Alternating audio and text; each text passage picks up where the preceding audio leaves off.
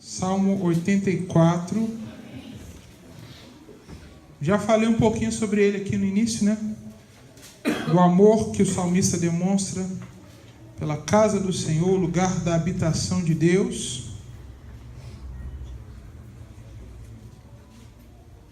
E eu quero ler com você do versículo 5 em diante. Quem achou, diga achei. Diz assim a palavra de Deus: como são felizes os que em ti encontram força, e os que são peregrinos de coração, ao passarem pelo vale de Baca, ou de lágrimas, ou vale seco, fazem dele um lugar de fontes.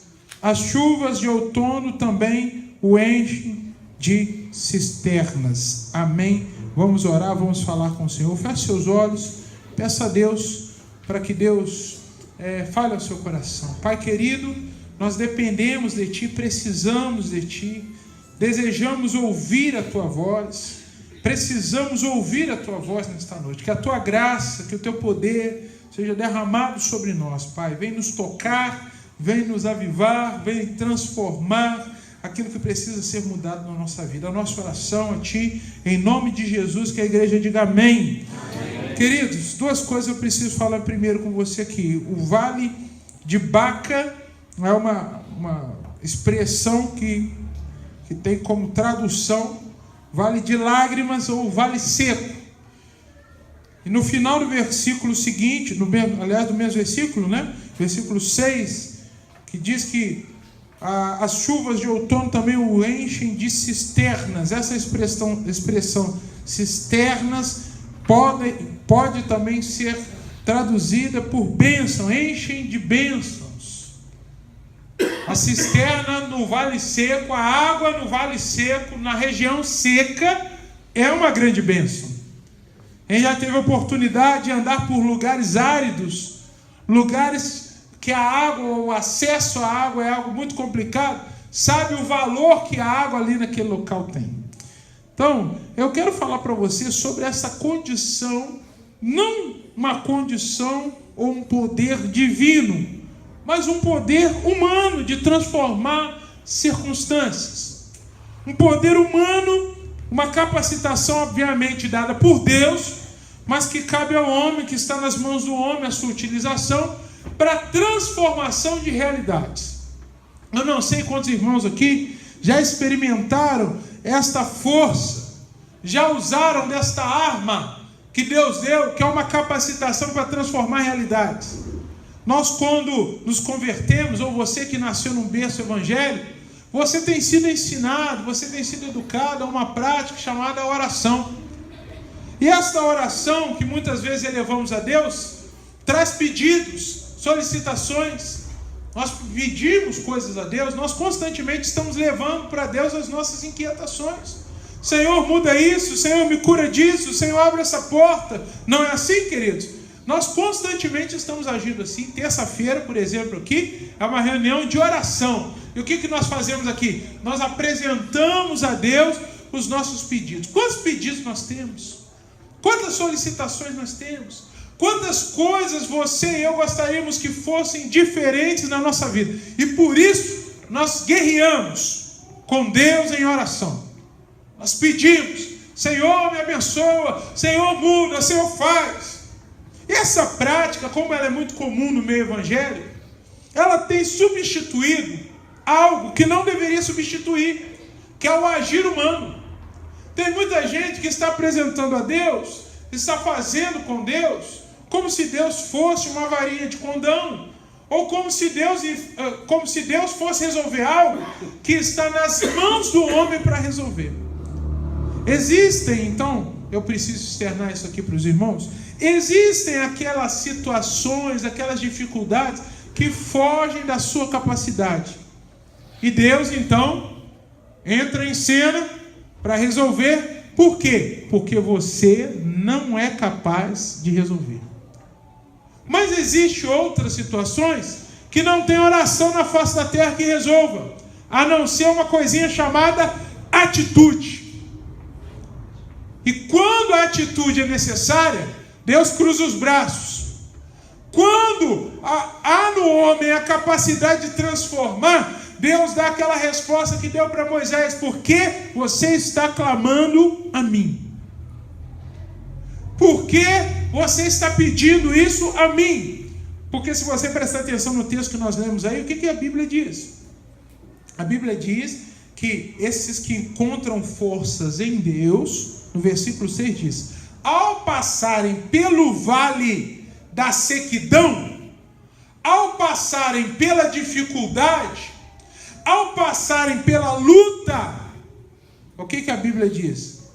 Eles transformam o lugar, eles mudam, faz aquele lugar seco, fazem daquele lugar de escassez, fazem daquela circunstância ruim um lugar de fontes, um lugar de bênçãos.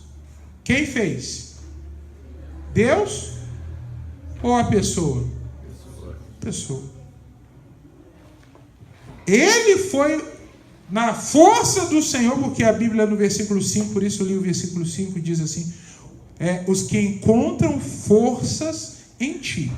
Não está aí no versículo 5? Como são felizes os que em ti encontram força. Encontram força em quem? Deus. Em Deus. A força é de Deus, mas a ação foi do homem. De transformar, de mudar, de buscar solução. Então, meu irmão, aqui a gente tem um ensinamento muito precioso. Eu quero deixar isso aqui para vocês como um pensamento, como uma reflexão. Será que tudo que você enfrenta vai ser resolvido por Deus diretamente, ou Deus quer que você entre em ação? Será que tudo que você tem passado, você está esperando em Deus, na verdade já era para você ter resolvido isso? Já era para você ter dado um basta nisso? Já era para você ter revertido isso? É como se Deus estivesse hoje chamando a sua atenção: meu filho, por que você não mudou isso ainda? E aí nós entramos naquela seção das desculpas. Nós somos bons em desculpas. Não fiz por isso, não fiz por aquilo outro, não é assim? A desculpa está presente na vida do homem desde quando? Desde Adão. Desde Adão. Adão pecou, Eva pecou, Deus chegou. Quando Deus chegou, ninguém se arrependeu. Todo mundo ficou num jogo de empurra. E aí, Adão, o que foi? Deus chamou o marido primeiro. Aí, dica para você, marido. Renato vai casar, Deus chama o marido. Deus arrocha o marido. Deus vai apertar o marido. E aí? Gaguejou, mas bateu no peito, amorteceu na coxa e chutou para Deus: a mulher que tu me deste me fez. Como se Eva tivesse amarrado Adão. Colocou Adão, chuchou o treco na boca de Adão. Sem vergonha. Ela não era obrigada a comer, mas arrumou desculpa. É fácil arrumar desculpa. Vai para Eva, agora chegou. E Deus aperta as mulheres também. Deus não aperta só o homem, não. Vou lá apertar a mulher. E quando ele vai apertar a mulher fala: a cobra. A cobra que o Senhor criou. Só faltou isso, né? A serpente. Eu chego para a serpente: contigo não tem conversa, vou te amaldiçoar de uma vez, que está um jogo de empurra danado esse negócio. Então, o homem sabe muito bem, desde o princípio, dar desculpas. E às vezes nós damos desculpas para as coisas que nós temos o poder que Deus já nos deu para mudar, para transformar, para colocar em ordem. Eu gosto muito da expressão de Isaías e Ezequias: põe em ordem a tua casa, porque você vai morrer. Ok, ele chora. Bem, queridos, às vezes para pôr em ordem uma casa demora mais de 15 anos. Ele chorou. Peraí, põe em ordem a tua casa. Quanto tempo eu tenho? Não sei. Não sei. Quanto tempo leva a botar em ordem uma casa? Anos, décadas. Ele chorou e o profeta voltou. O profeta voltou. Eu fico perguntando: será que Ezequias pôs em ordem a casa dele porque Deus deu a ele mais tempo? Deus falou assim: não, tudo bem, não vou te matar não. Vai lá, fala para ele que ele vai viver mais 15 anos. Fico pensando, ele botou em ordem a casa dele. Porque às vezes quando a gente ganha tempo, a gente relaxa. Né? Já estudou? Já teve aquele trabalho da escola para entregar no outro dia? E você estava fazendo na noite anterior? E você está lá fazendo um trabalho pouco, de qualquer jeito, colando, como se você fosse da fase fundamental, colando aquele treco lá de qualquer jeito, para levar para o professor, se você não fosse aquele aluno mais certinho, né? Estou falando do Max. Colando aquele negócio lá de qualquer jeito.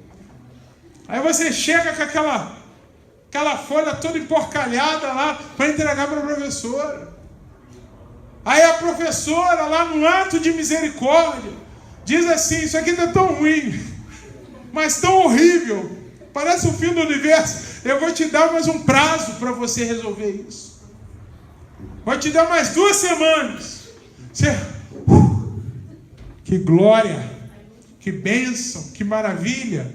Não era crente, mas dava até aleluia se precisasse. Volta para casa. Aí você pensa o quê? 2 semanas de dedicação? Que nada. Joga o trabalho para o canto. Passa 1 semana e meia, 1 semana. Na hora que está para chegar o vencimento do prazo, volta o sufoco de novo. E está lá correndo de novo. E leva o trabalho porcalhado de novo. Aí toma 0, porque nenhum professor é de ferro também. A gente é assim, irmão. Nós somos assim. Aumenta o prazo. A gente relaxa ainda mais. Fica até pior. Fica até pior. Sujeito, e principalmente brasileiro. O brasileiro tem essa característica. É na última hora. Ó, irmão, a inscrição para o Enem é até o dia tal. Perdi, pastor.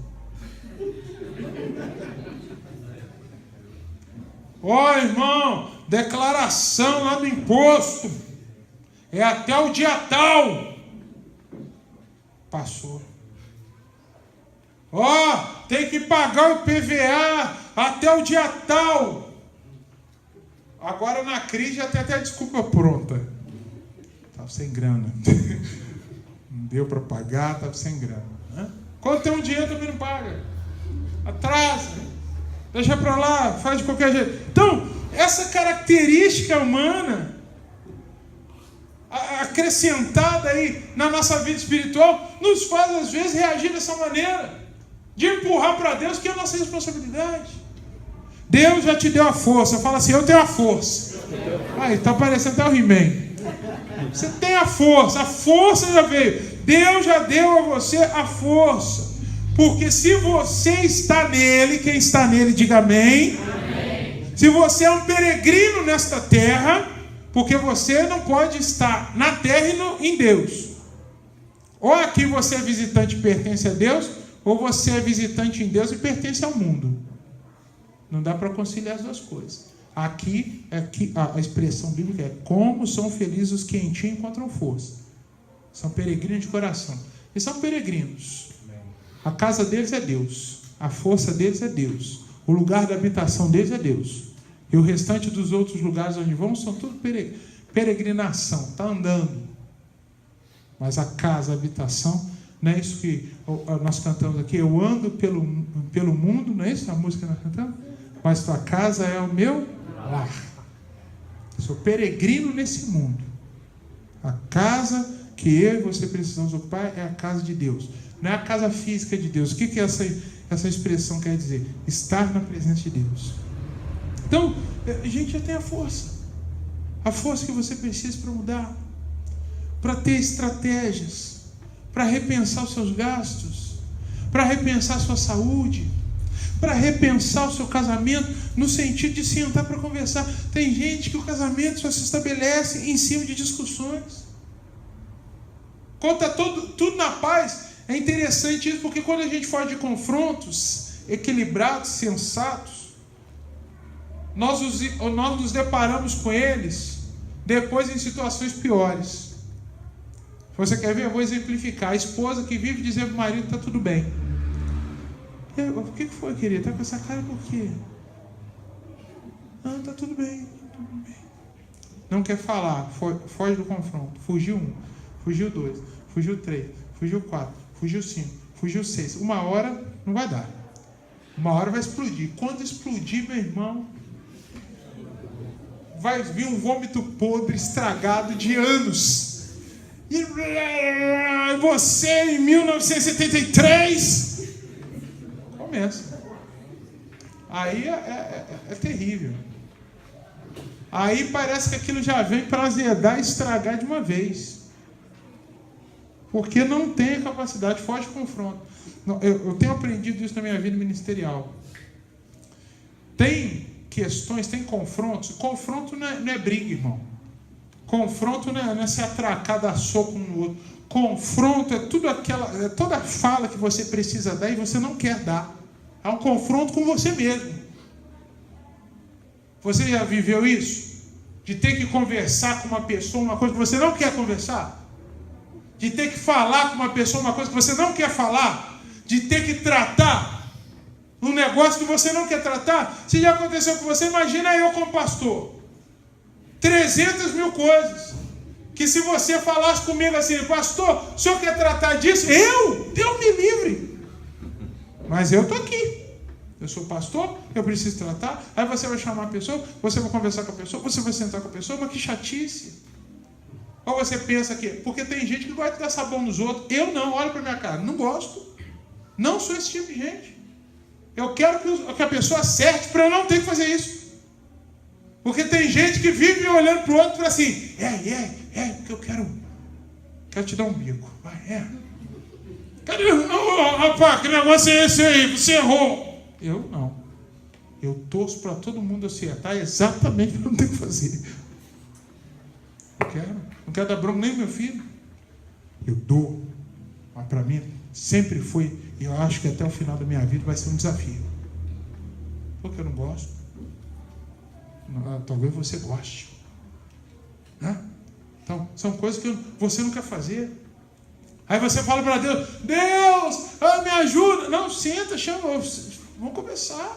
Deus, me dá criatividade. Estou com problema com minha esposa, estou com problema no meu casamento. Poxa, pega a esposa, leva ela para o Parque Álvaro, paga uma pipoca com queijinho lá do sujeito. Está sem grana para levar para jantar? Paga a pipoquinha. Eu te trouxe aqui. Quando ela estiver mastigando a pipoquinha, quando ela joga, você fica observando. Quando ela jogar um queijinho na boca, você fala. Porque o queijinho é gostoso, né? Oh, meu Deus do céu, o queijinho é uma maravilha. Quando ela morder aquele queijinho, ela vai falar, ela vai abrir o coração, vai ficar tudo na paz. Né? Então, ou vai comer uma coxinha, não tem ninguém que se estresse comendo uma coxinha. Você já viu alguém estressado comendo coxinha, irmão? Com catupiry? Não existe isso. Né? Já está provado já pelo campo da ciência que é terapêutico comer coxinha. O cara come uma coxinha com catupiry, o espírito desse eleva. Né? Então, tem coisas que estão em suas mãos. Mudar determinada realidade está na sua mão. Às vezes você fica lá e tá, não sei o que eu faço. Você pode. Às vezes você está passando, você está sendo injustiçado no seu trabalho. Você tem uma consideração que você tem um salário inferior ao que deveria ter. Quantas vezes eu já vi gente com uma coragem de chegar para sentar com o patrão, para conversar e falar com ele assim, olha, eu preciso de um aumento de salário. Está difícil, está pesado. Não vou pedir isso não, pastor, porque sabe como é que é? Não sei como é que é. Não sei. Eu aprendi um negócio, o não é certo. O sim é lucro. Você não vai destratar, você não vai desrespeitar, você vai falar.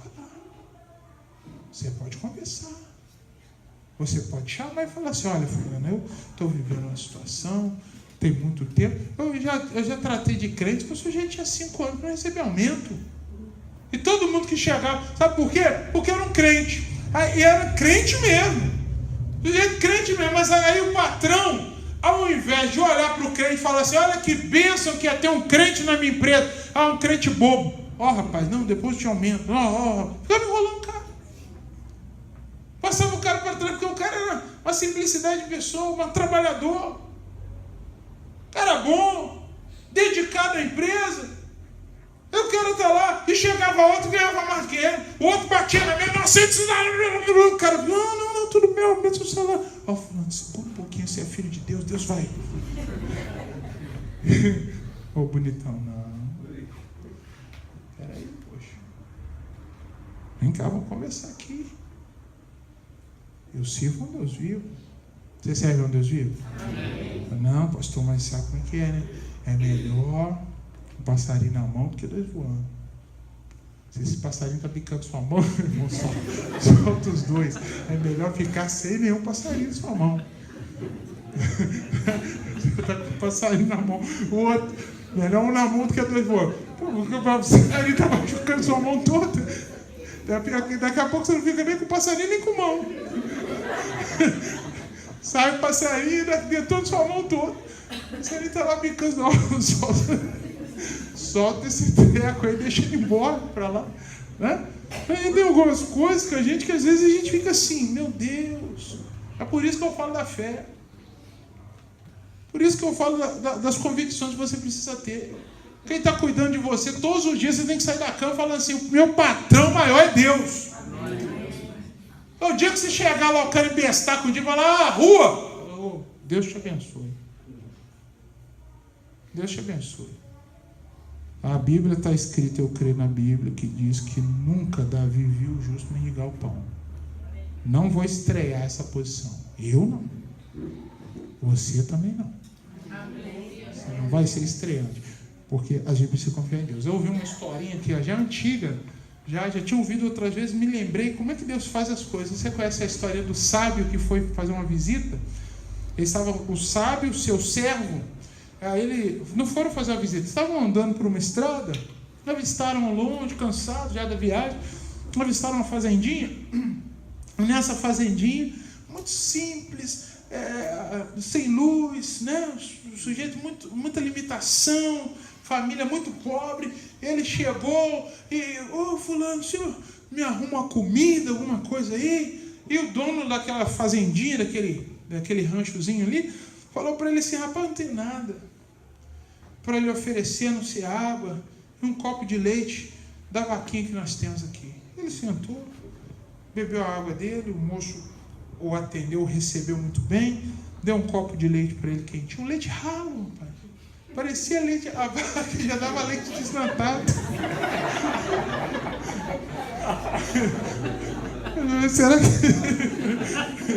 Será que esse leite aqui é de verdade? Mas não era de se estranhar, porque quando ele olhou para a janela, ele viu a vaquinha magra.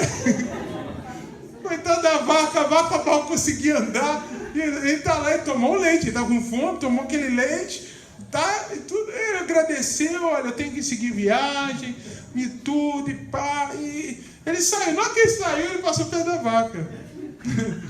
Na hora que ele passou perto da vaca, ele virou para o servo dele e falou assim, empurra a vaca no buraco. A vaquinha estava perto do buraco. Empurra a vaca. Aí o servo, Senhor, que é isso? O cara nos atendeu, nos recebeu tão bem, o senhor vai fazer isso? Faz o que eu estou mandando, rapaz, empurra essa vaca no buraco. Você imagina a cena, eu ri com você. O cara empurrou a vaca no buraco, a vaca caiu e morreu.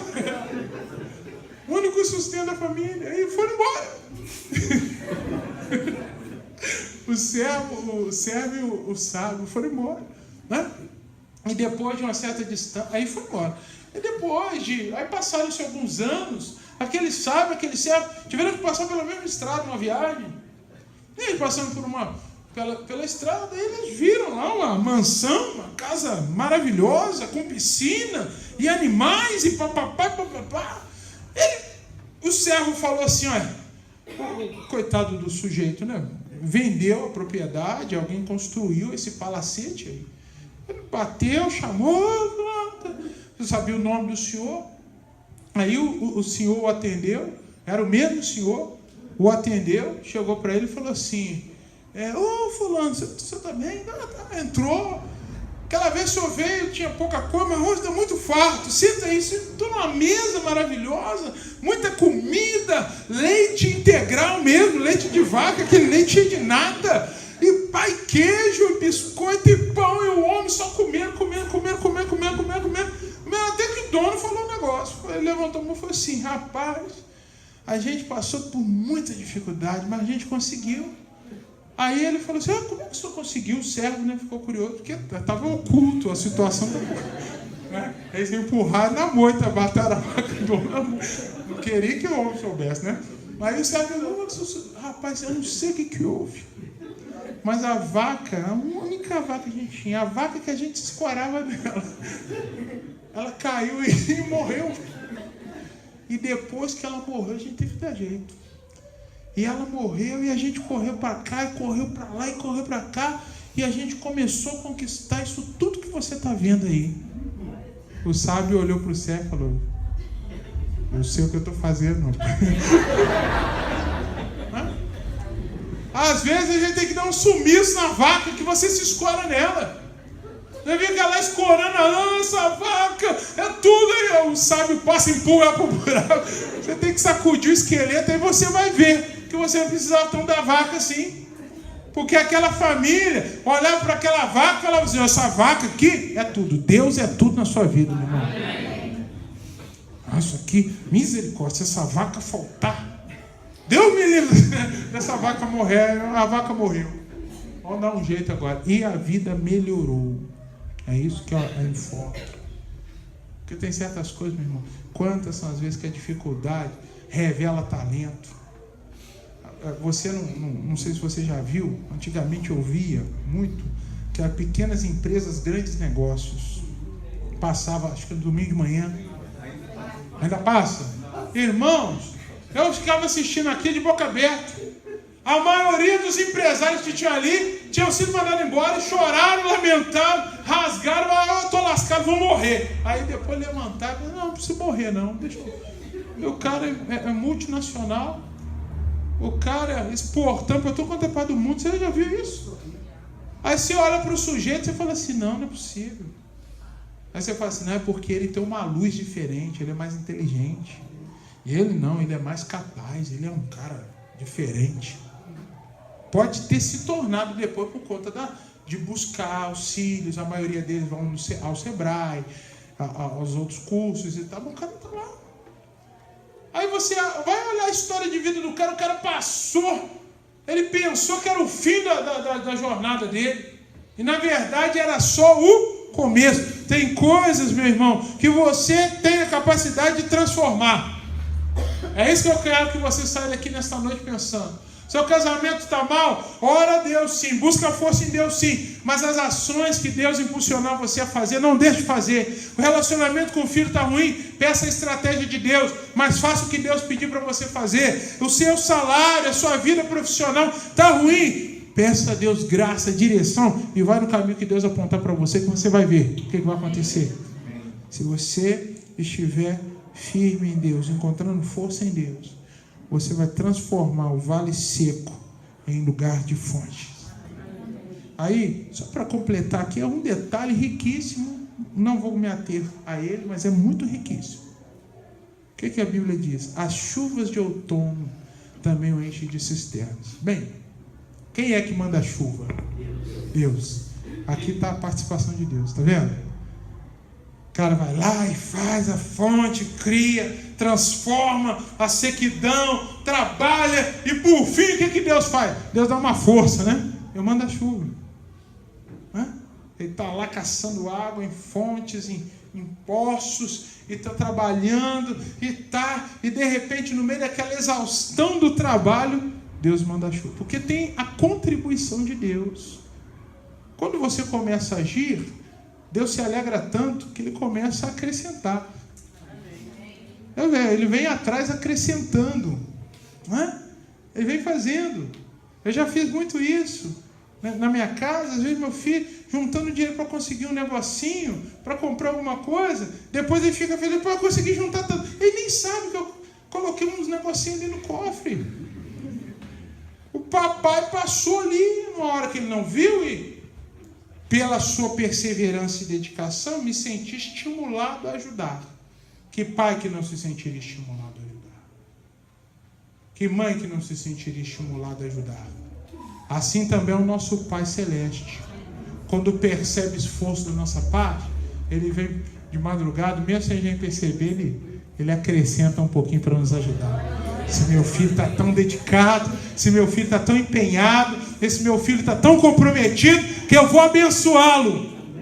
Eu vou mandar chuva. Quando há comprometimento, quando você usa a força de Deus, não para murmurar da situação que você está, mas para transformar a situação. Então, meu irmão, pare de gastar força com murmuração, pare de gastar força com choro, porque chorar gasta força. Comece a usar a força que Deus tem dado a você para mudar a sua vida, e você vai ver que grandes coisas Deus vai fazer na sua casa, na sua vida, na sua família, em nome de Jesus. Amém? Vamos ficar de pé, vamos orar, vamos falar com Deus, que Ele é poderoso para nos abençoar, para nos sustentar, para nos dar a sua graça. Ele já tem cuidado de nós. Deus já tem cuidado de nós. Eu sei, meu irmão, é difícil, não é fácil, mas Ele é aquele que cuida de nós, é aquele que nos sustenta. Como diz a palavra de Deus, nem olhos viram, nem ouvidos ouviram, nem jamais entrou em coração humano que Deus tem preparado para aqueles que o temem. Ninguém sabe, ninguém viu, mas se você batalhar, você vai ver. Feche seus olhos, vamos falar com Deus. Pai querido, Deus amado, estamos na Tua presença, Pai. Tu és um Deus tão grande, tremendo. Tu és aquele que tem cuidado de nós. Tu és aquele cujas mãos estão estendidas sobre a nossa vida. A nossa casa não está desamparada. A nossa casa não é protegida por trancas físicas, por janelas com grades. A nossa casa, ela é protegida pelo Senhor Jesus. Amém. A nossa casa não é suprida pelo suor ou esforço de um braço. A nossa casa é suprida pelo Senhor, porque a maldição que foi lançada sobre Adão foi paga em Jesus Cristo. Não que não tenhamos que nos esforçar, mas nós podemos ter fé de que assim como o Senhor cuida dos lírios do campo, que hoje existem e amanhã não existem mais, o Senhor cuida muito mais e melhor dos teus filhos. Ah, Pai, mas nós sabemos que o Senhor tem nos dado força. Há em nós um espírito valente, um espírito guerreiro, um espírito disposto, não a ficar prostrado, lamuriando, chorando, mas a lutar para transformar os vales secos em fontes. Em nome de Jesus, Pai, eu quero colocar as vidas aqui presentes. Tu sabes, ó Pai, quais são as necessidades, e o que eu peço a Ti não é uma mudança dessa necessidade externa, mas é uma mudança do coração do meu irmão. Dê a ele mais força, dê a ele mais capacidade, para que ele transforme a sua realidade. Deus, em nome de Jesus, quantas são as vezes que estamos no estado de preguiça, de prostração, e a única coisa que nos resta é reclamar e murmurar. Tem misericórdia. Nome de Jesus, quebra isso, Pai. Quebra isso, Pai. E ajuda o meu irmão, ajuda a minha irmã, nos ajude a transformar situações. Pela inteligência que o Senhor nos deu. Às vezes uma conversa, às vezes um bate-papo, às vezes, ó Deus, o diálogo será o suficiente para que a mudança aconteça. Às vezes, ó Deus, uma fala dirigida pelo Teu Espírito Santo. E assim como eu disse, Tu és um Pai que ama nos ajudar quando vem em nós esse esforço, essa dedicação. Verdade.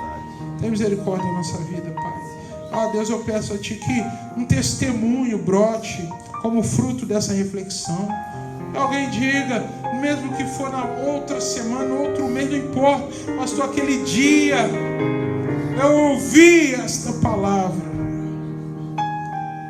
e a minha vida foi mudada. A circunstância se transformou em fontes. Tem misericórdia, Pai. Em nome de Jesus, nós te agradecemos e te louvamos. Amém. Vamos aplaudir ao nosso Deus.